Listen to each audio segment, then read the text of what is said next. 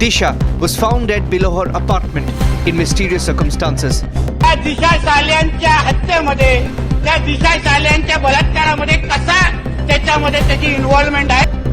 Disha Salian's family had never approached the court. मंत्री के वजह से ही हत्या हुई है.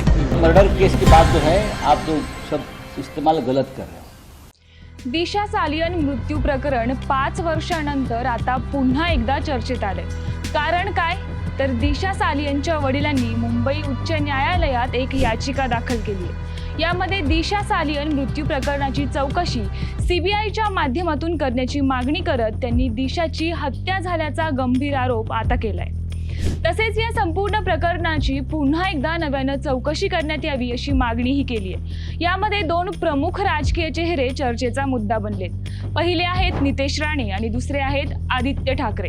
नमस्कार, मी प्रज्ञा आणि तुम्ही पाहताय न्यूज अनकटचा हा स्पेशल रिपोर्ट.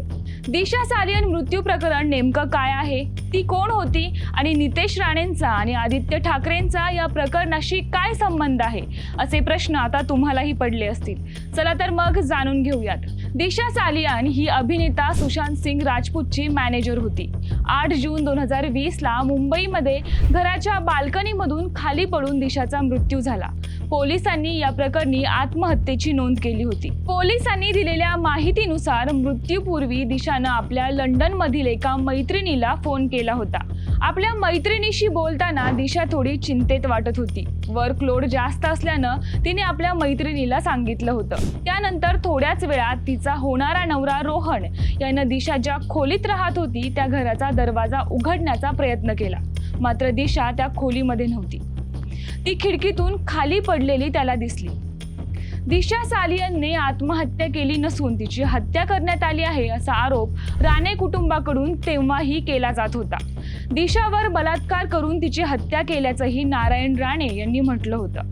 दिशा सालियनवर बलात्कार होत असताना फ्लॅट बाहेर कोणत्या मंत्र्याचे सुरक्षा रक्षक पहारा देत होते, असा प्रश्न राणेंनी उपस्थित करून राजकीय वर्तुळात खळबळ उडवली होती. देखिए, इसके पहले भी जब ये हादसा हुआ, ये हत्या हुई, ये अत्याचार हुए सुशांत सिंह और दिशा सालियन पर, उसी वक्त से आज तक हम कर रहे हैं कि वो दोनों की मर्डर है, हत्या है. 22 डिसेंबर 2022 मधील हिवाळी अधिवेशनात आमदार नितेश राणे यांनीही या प्रकरणावर भाष्य केलं होतं. हे प्रकरण राजकीय दबावामुळे दाबले जात आहे आणि याची चौकशी व्हावी.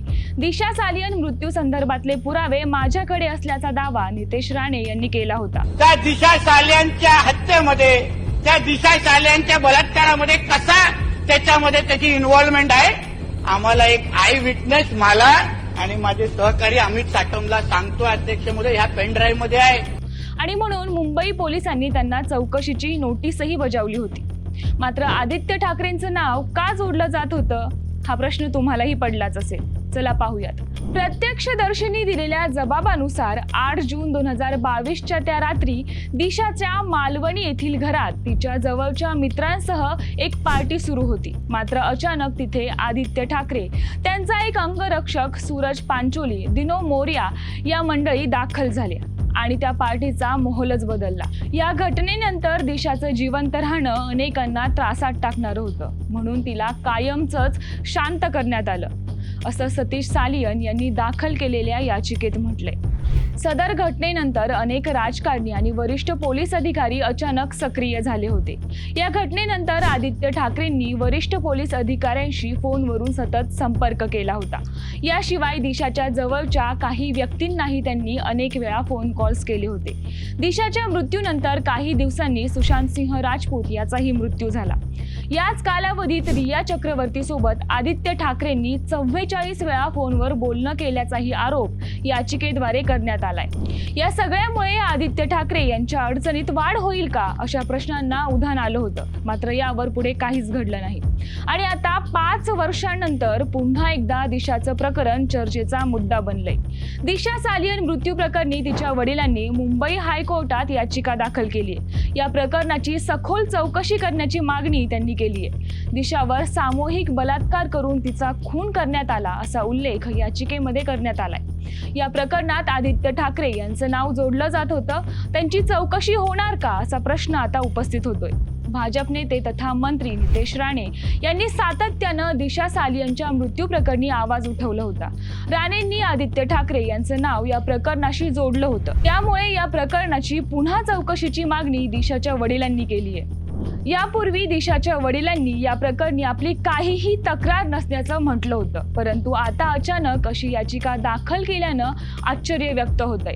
सतीश सालियन यांनी दाखल केलेल्या याचिकेत आदित्य ठाकरे, सूरज पांचोली, दिनो मोरयासह मुंबई पोलिसांवर याचिकेतून गंभीर आरोप करण्यात आले. दिशा सालियनचे वडील सतीश सालियन यांनी एका वृत्तवाहिनीला मुलाखत दिली. या मुलाखतीत त्यांनी मोठी प्रतिक्रिया व्यक्त केली आहे. दिशा सालियनची आत्महत्या होती की हत्या? तुम्हाला काय वाटतं असा प्रश्न विचारण्यात आला असता यावर सतीश सालियन यांनी म्हटलंय की एकंदरीत संपूर्ण तपास पाहता मला असं वाटतं की ही हत्याच आहे. कारण एखाद्या व्यक्तीची बॉडी 14व्या मजल्यावरून पडते, पण तरीही त्या व्यक्तीच्या बॉडीवर एकही जखम दिसून येत नाही. डोक्यावरही कुठे जखम होत नाही. मग असं कसं होऊ शकतं यावर विचार करायला हवा. 14व्या मजल्यावरून जर बॉडी पडली तर ती बॉडी क्लीन कशी राहू शकते असा सवाल सतीश सालियन यांनी उपस्थित केलाय. एवढ्या वर्षानंतर सतीश सालियन आता का जागे झालेत असा प्रश्न तुम्हालाही पडला असेल. हाच प्रश्न जेव्हा सतीश सालियन यांना विचारण्यात आला 2022 मध्ये तुमच्यावर कोणाचा दबाव होता का या प्रश्नावर बोलताना सतीश सालियन यांनी म्हटलं, माझ्यावर कोणाचाही दबाव नव्हता, मात्र मला तशा प्रकारे पटवून सांगण्यात आलं होतं. तसेच दिशा सालियन बरोबर जे होते ते कधीही खोटं बोलणार नाहीत असा विश्वास मला तेव्हा वाटत होता. तसेच तेव्हा आम्हाला पोलिसांनी देखील सांगितलं होतं की आत्महत्या आहे. तेव्हा आम्ही पोलिसांवर विश्वास ठेवला. या सगळ्या प्रकरणाबद्दल स्पष्टीकरण देताना सतीश सालियन म्हणाले. वकील निलेश ओझा यांनी देखील दिशा सालियन प्रकरणाबाबत प्रतिक्रिया दिली आहे. निलेश ओझा यांनी म्हटलंय, घटना घडल्याच्या पहिल्या दिवसापासून दिशा सालियनचे वडील सतीश सालियन यांचा हाच सवाल होता की 14व्या मजल्यावरून पडल्यानंतर रक्ताचा एक थेंब देखील दिसला नाही. तसेच कपड्यावर देखील एकही रक्ताचा थेंब आढळला नाही. सर्वात महत्त्वाचं म्हणजे दिशा सालियनचा मृतदेह जेव्हा कुटुंबियांकडे सोपवण्यात आला होता तेव्हा बॉडीवर एकही जखम नव्हती. मग इमारतीच्या मजल्यावरून पडल्यानंतर एकही जखम कशी झाली नाही हा मोठा प्रश्न आहे. या प्रकरणी मंत्री नितेश राणे म्हणाले की मी पहिल्या दिवसापासून हेच सांगतोय, दिशा सालियनचा खून झाला होता. आदित्य ठाकरेंचं 8 जूनचं मोबाईल लोकेशन तपासा, तिथल्या वॉचमॅनचं काय झालं हे मी विचारत होतो. आज तिच्या वडिलांनी हायकोर्टात धाव घेतली आहे. आमच्यावर खोटारडेपणाचा आरोप करणारे आता काय बोलणार? आता तर थेट तिच्या वडिलांनीच गंभीर आरोप केले आहेत. त्यामुळे या प्रकरणाची सखोल चौकशी ही झालीच पाहिजे.